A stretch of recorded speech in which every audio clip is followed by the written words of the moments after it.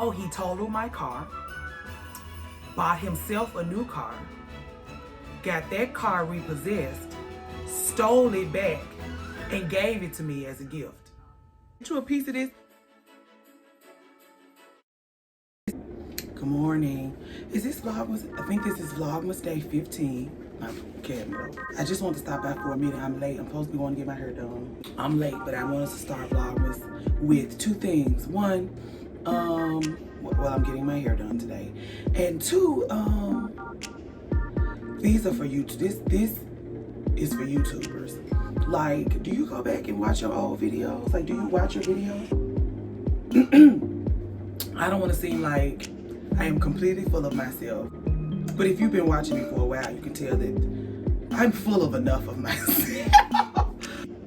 I have been watching my own videos, like, and getting my life. Like, I love watching my videos. And I, like, my friends been like, I've been enjoying Vlogmas. Like, every time I see Sarah, she be like, I'm cute. I understand, because I like them too. I like them too. And I like, I burn my mug.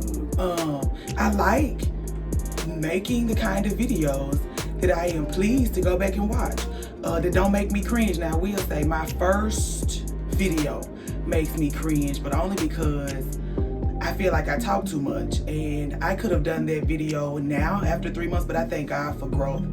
After 3 months, I could have done that why you need to start a YouTube channel in much less. Something else I wanted to say, but I don't remember. Last night was a movie. Like, I didn't do any chores yesterday. Like, I washed dishes. And then we had so many dishes that I had to do 2 dish cycles. So really, I didn't even do that. I didn't do the laundry. I promised you I was gonna do, like, I just luxuriated.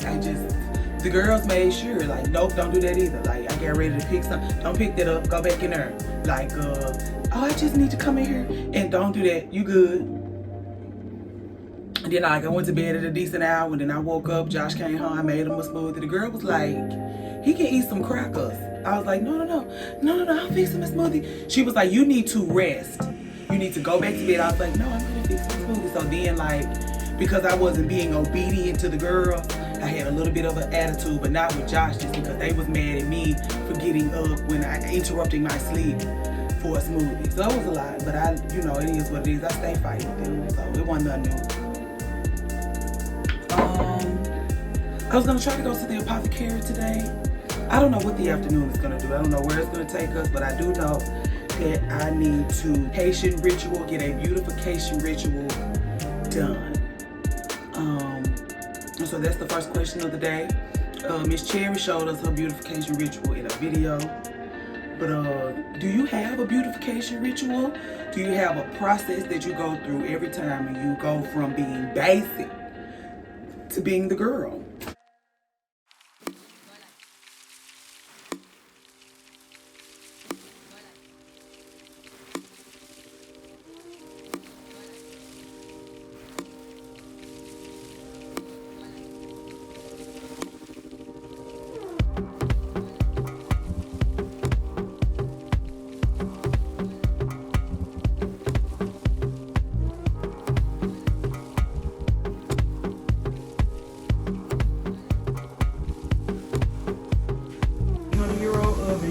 Just stopped working.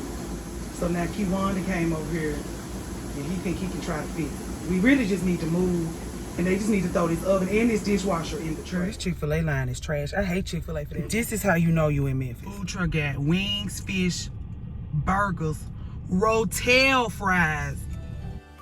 6 years ago today, I was laid up in a Hilton hotel room, bed, crying my eyes out. I was embarrassed, I was confused, I was sad, I was overwhelmed.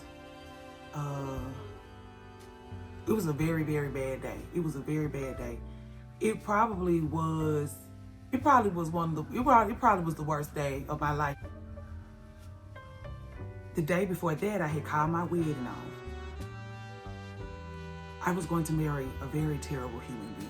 And now I know, after years of healing and getting myself together, that I was going to do that because I didn't like myself. I didn't like myself. I didn't like him.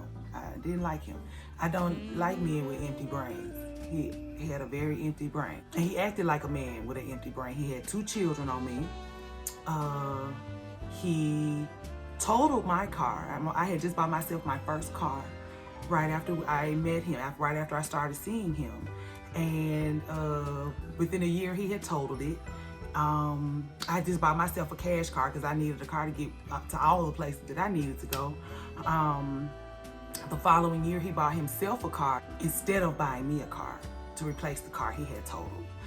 He lost that car, stole it back from a police auction and gave it to me as a gift. Gave it to me. Had it stolen and then gave it to me. Found all of these things out a week before I was supposed to marry him. Found out he was online dating, meeting up with women. He was supposed to be working nights. He was actually spending the night at his baby mama house. I found this out the day before when the police, it was tons of police officers at my job because the car that he had stolen to give to me, the police auction found it at my job because I was driving it. And then whoever the person is that goes out and finds stuff that was stolen, retrieved the car. I tried to call the police and he was like, no, don't call the police. He got after the gentleman on foot, found him at the restaurant down the walkway, got in the car and brought it back to my job. So that gentleman called the police, and that's why I was tons of police officers at my job. And so they asked him 100 questions. He not being honest about anything. I don't know nothing. I'm like, I have been driving the car. I've been driving the car. I told him for how long I've been driving the car, what happened, showed him the Instagram picture, did all the stuff. I was like, but ma'am, that's all I know. I told her about him totaling my car, this and this. He had bought himself a car, And so then she was like, what kind of car did he have? I told her, she said, so they brought the police chief. It was a black lady. They brought her down. She got down out of her office, went down the elevator, got in the car and came to see me, sat on the steps of my job with me and was like, how did you get wrapped up with a human being this terrible?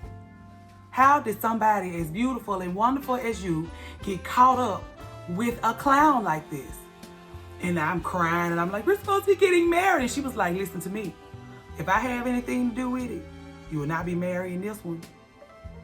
And he's sitting in the back seat of the car trying to, don't believe her, don't listen to her. And she's like, shut the It was a terrible day, girl. But the next day was even terribler. It was awful because I had to feel all of my failures, you know, like being willing. Like I had to look out over the relationship and say, okay, yeah, girl, this man was a trash bag out the gate. When I met him, he was married. When I lost my virginity to him, he was married. He was married to a grown woman. He was 25 and he had let a grown woman convince him that he was ready to get married, and he got married. And he didn't have no, because he wasn't in charge of nothing. She was in charge of everything. She did everything. You know, he worked like boys or nothing. Compared to what this girl was out here doing, he was doing nothing. And I was just very young. I was very young, and it was just like, at that time, everything I could conceive in my mind, life was handing it to me. I didn't even have to think about it too much. Life was just handing me all of the things that I wanted. And so being somebody that don't have any sense, I want to lose my virginity. This man, I don't have to worry about is he interested in me or not. You know what I'm saying? 'Cause I'm 22 years old. I don't have to worry about if a man is interested in me. You know what I'm saying? I just have to figure out how I'm going to let him know that it's okay to pursue me. You know what I'm saying? And so that was trash, girl, 22 and ignorant. But I lost my virginity. And then shortly after I met him, the first person that ever told me, like, you stay away from him. It was always people creeping up through my life that did not know me or him from a can of paint. People would say to me in the store, you need to get away from him. People would tell me all the time, like, what are you doing? Like, strangers. Like, I heard it a lot from the people in my life, but I also heard it a lot from strangers, and it still didn't mean anything. That's what I'm saying, like, it didn't register. And so just an awful, disgusting human being. Just terrible. Denied both of his children. Every time anybody ever asked him if he had slept with the baby mama, nope. That's your baby? Nope. The first child had to come out looking like him so he could go ahead and own up to the fact that the child was his. The second child, he denied him a whole year. He denied him while the girl was pregnant. Like, she got a boyfriend. That ain't my baby. I don't even know her like that no more. And then had the baby. He up at the hospital taking pictures. Okay? And so then gonna say, nah, I was just up there. I was just taking the other child back. And she had just had the baby. So yeah, lying, girl. Lying. And I didn't believe it, but I didn't like myself. Like, I couldn't even conceive the fact that I could be in a relationship with somebody that treated me better. So I didn't bother with trying to be in a relationship with somebody better. And that's the true tea. Now that I'm on the other side of it, that's just a girl I didn't like. And I treated her like I didn't like her. I kept trash people around me. You know what I'm saying? I kept people that pretended, just like my boyfriend turned fiance pretended to love me. I had friends around me that pretended to love me. People that I work with around me that pretended to love me. I kept all of these people in my camp that only pretended to love me. You know what I'm saying? Because I was pretending to love myself. You know what I'm saying? And so I know that now, and I don't have no problem with it. That day, I thought I was going to die. Like, that day, I felt so much pain in my body, in my spirit. I felt all of the pain.